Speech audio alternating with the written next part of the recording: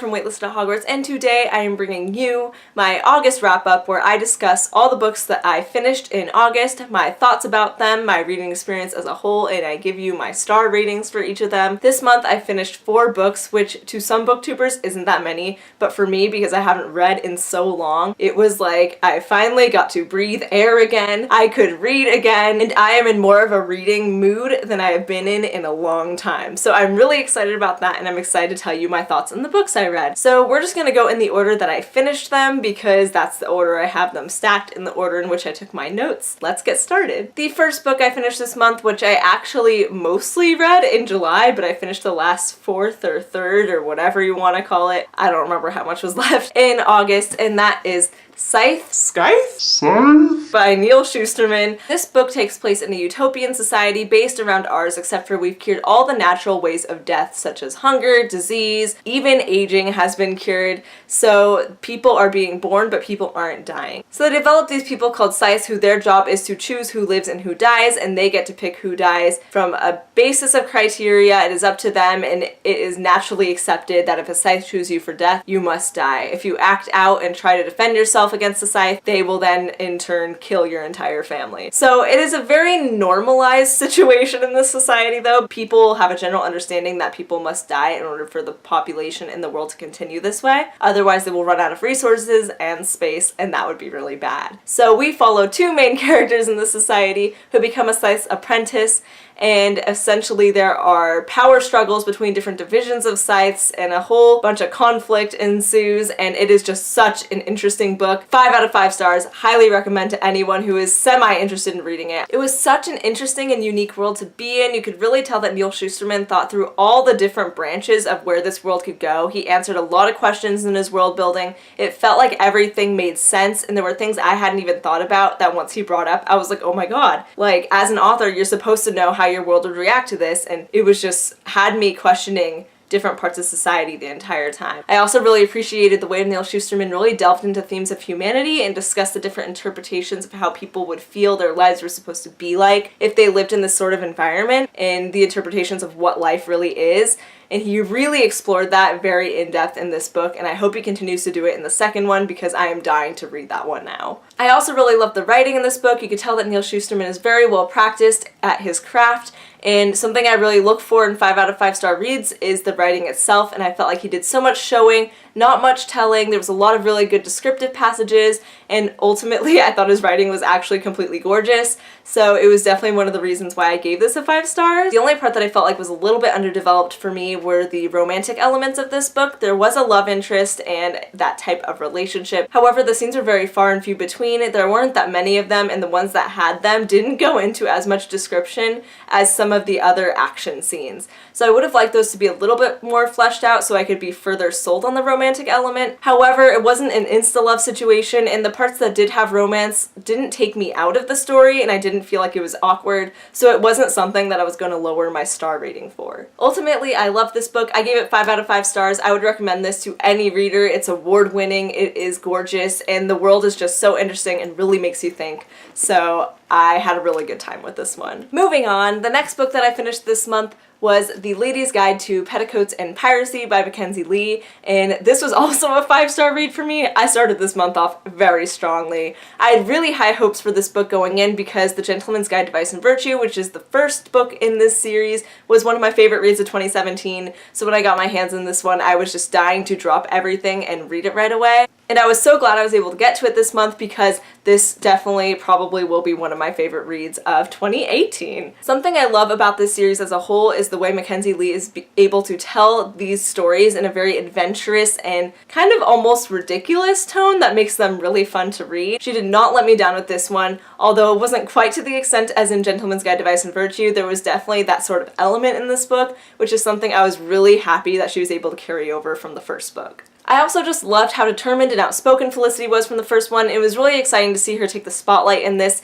and have those qualities while also fighting a system that didn't necessarily want her to succeed in the field that she wanted to. One of the other qualities that I was really excited to get to in this book was the asexual representation from Felicity. I'm not sure if she's canonically aromantic, but she's definitely asexual, and I got some aromantic vibes from her throughout this book, but I felt like her representation was very accurate and relatable, and I really enjoyed being able to read a main character who was asexual as a fellow asexual identifying individual. I also just wanted to briefly touch on the new characters in this book. I found Joanna, one of Felicity's childhood friends, to be extremely relatable because she had this infinitely expanding love for her dogs and would pretty much do anything for them, and she was also just a general animal lover, and I am also that way. I would do anything for my dogs, as you probably know. I love animals, and so it was really exciting to see those qualities put into a character because I haven't read anyone like that in a book before. Surprisingly. It seems like an easy thing to add, but I haven't read anyone like that, so that was really exciting. I also just thought it was super interesting to read about the historical aspects of this book, primarily women in the medical field and the views that kind of backed the system of the medical field during the time, as well as the inclusion of Mediterranean pirates,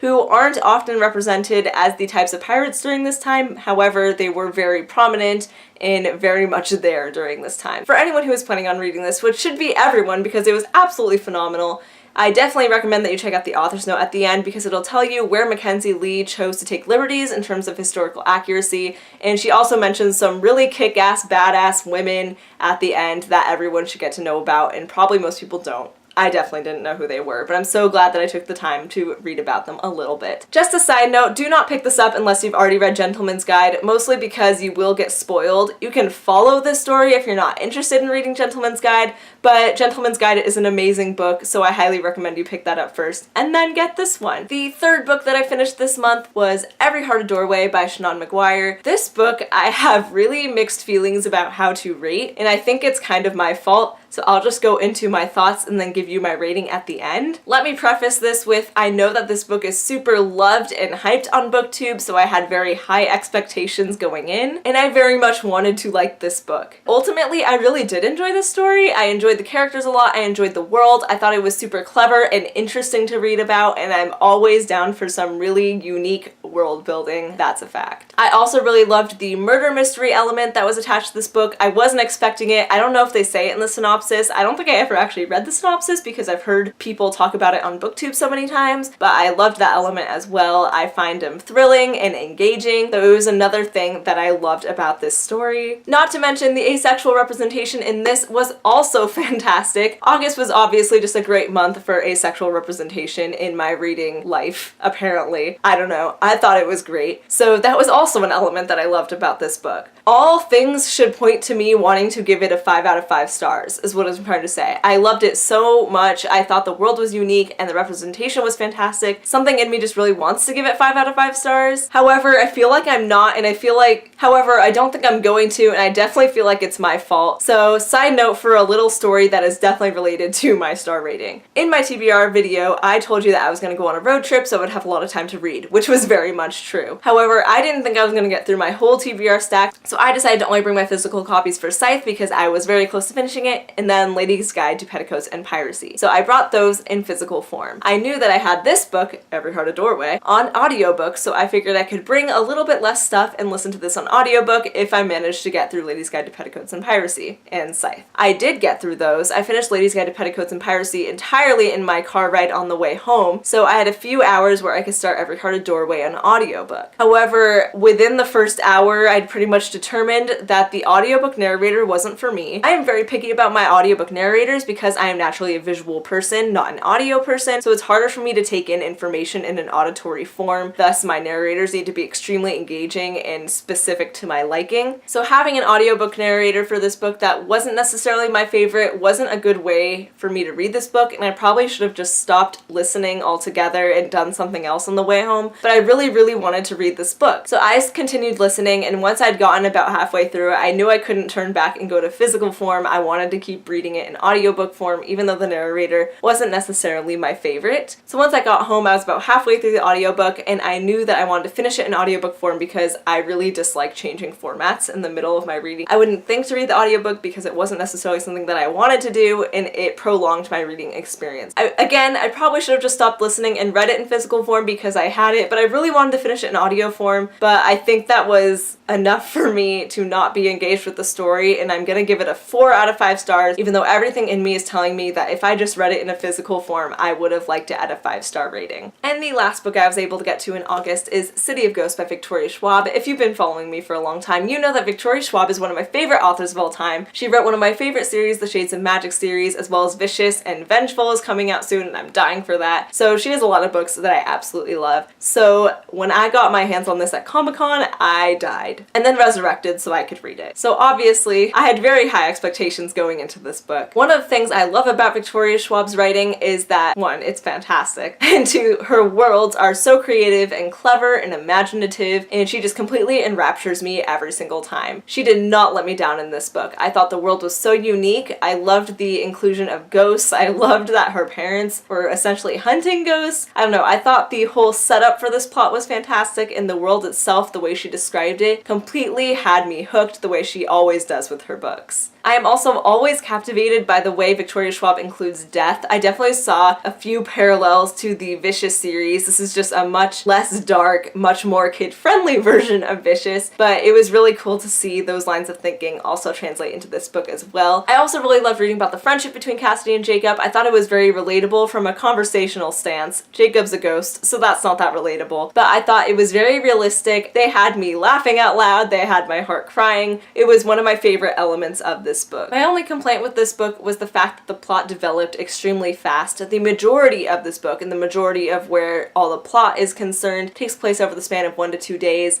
and that was very quick for me. I thought it would take a little bit more time than that, maybe a week-ish. I don't know. It would have been nice if it was a bit more slowed down. However, I do think this can be attributed to the fact that this is written for younger audiences. Young people have shorter attention spans. They need more action. They need quicker pacing to hold their attention. So I think that probably is the reason that this book felt really fast to me. I can understand why she would write it that way if it's meant for younger people. Whatever the case, I absolutely zipped through this book. It took me 3 hours to read. That was it. Again, it's written for younger audiences and there are less than 300 pages, but it only took me 3 hours. I zipped through it. I was riveted from the start, and I ultimately gave this a 4 out of 5 stars and would recommend this to anyone who is semi-interested in reading it. It was really fun to read. And that is it for my August wrap-up. Hopefully it wasn't too much of a mess because it's been a long time since I filmed a wrap-up video, but I'm excited to start getting into the mode of wrap-ups again because I like keeping track of my reading this way. If you like this video, go ahead and give it a thumbs up. If you've read any of these books or are anticipating any of these books, go ahead and leave those things in the comments down below because I'd love to talk to you about them. Don't forget to follow me on Twitter at Dana Reads Books and on Instagram at waitlisted.at.hogwarts, although if you only want to do one of those, I recommend Twitter. I'm much more active there. And if you are not yet subscribed to me but you would like to be, go ahead and click the subscribe button and the bell notification button because it'll show you when I'm posting, because YouTube is sometimes really bad about doing that itself. So also, I'm trying to post at least once a week. I don't know if you've noticed, but I've been doing it for the past few weeks. I'm posting on Thursdays now. Hopefully every Thursday we're going to keep it up as long as we can, and then maybe occasionally sometimes in between. If I can get to 2 videos a week, that would be great, but I'm going to be starting school soon, so there's a chance that that does not happen. Anyways, just thought I'd put that out there. Thanks for watching, and I will see you soon with another video. Bye!